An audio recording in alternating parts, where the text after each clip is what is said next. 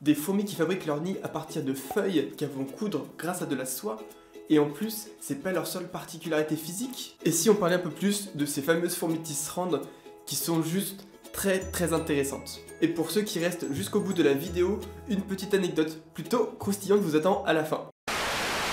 Salut à tous et bienvenue dans cette nouvelle vidéo. Aujourd'hui dans cette vidéo, vous voyez que je suis debout. Pourquoi? Tout simplement parce que ça va être une vidéo en 3 minutes pour vous présenter les fourmis tisserandes.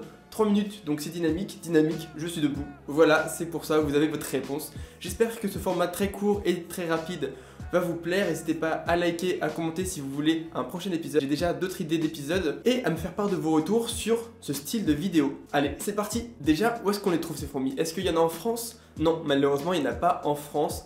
Elles sont présentes en Australie, en Papouasie, en Nouvelle-Guinée, en Thaïlande, en Malaisie, aux Philippines, en Guadeloupe, enfin bref, elles sont présentes à beaucoup d'endroits.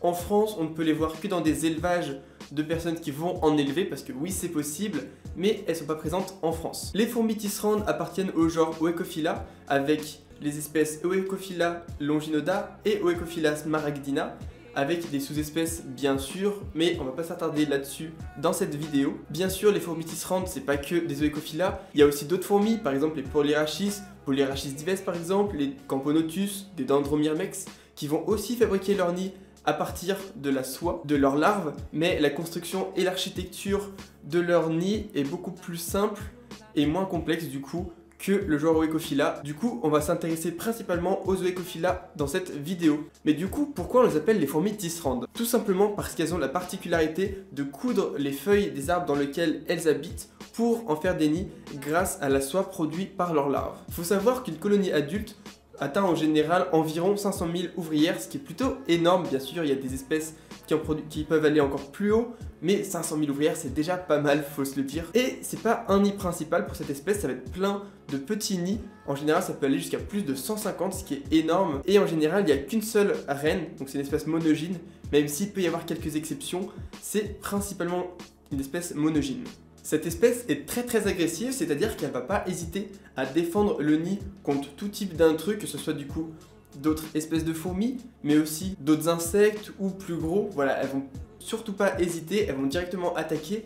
Et pour se défendre, elles peuvent tout simplement utiliser leurs mandibules qui sont très puissantes, mais aussi mettre de l'acide, parce que oui, elles produisent de l'acide, et vont même parfois mordre, puis injecter de l'acide dans la morsure pour faire encore plus mal. Sinon, qu'est-ce qu'elles mangent? Comme beaucoup d'autres espèces, elles vont principalement se nourrir de protéines avec du coup d'autres insectes comme apport de protéines, mais aussi de glucides avec notamment, comme certaines espèces françaises, du miela fait à partir de pucerons. Donc j'ai fait une vidéo là-dessus sur ma chaîne, n'hésitez pas à aller la voir. D'ailleurs, petit fait très intéressant, vu qu'elles se nourrissent principalement d'insectes nuisibles aux arbres dans lesquels elles logent, elles sont principalement et beaucoup utilisées par les autochtones, en particulier en Asie du Sud-Est, comme agent naturel de lutte biologique contre les ravageurs agricoles. Et il y a même des études qui ont montré que grâce à ces fourmis, les productions étaient augmentées. C'est cool, non? Bon, c'est bien cool tout ça, mais comment elles font leur nid avec des feuilles? Il faut savoir qu'il y a des ouvrières qui vont venir tordre les feuilles, des fois en s'agrippant les unes aux autres pour augmenter leur force, parce que oui, il n'y a que 2 castes différentes. Et une fois que les feuilles sont dans la position dans laquelle elles le souhaitent,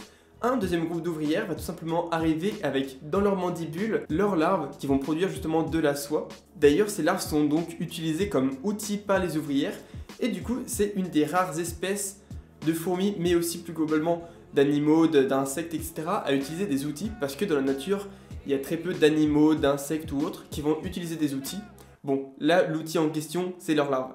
Niveau éthique, je sais pas si c'est bien, mais c'est déjà super intéressant. Et pour revenir au sujet, du coup, quand les feuilles sont dans la position dans laquelle elles le souhaitent, elles vont tout simplement faire des va-et-vient pour coudre tout ça, pendant que les autres ouvrières vont du coup maintenir tout ça en place. Autre fait intéressant chez cette espèce, elles ont la particularité, grâce à leur corps, de pouvoir construire des ponts et des échelles.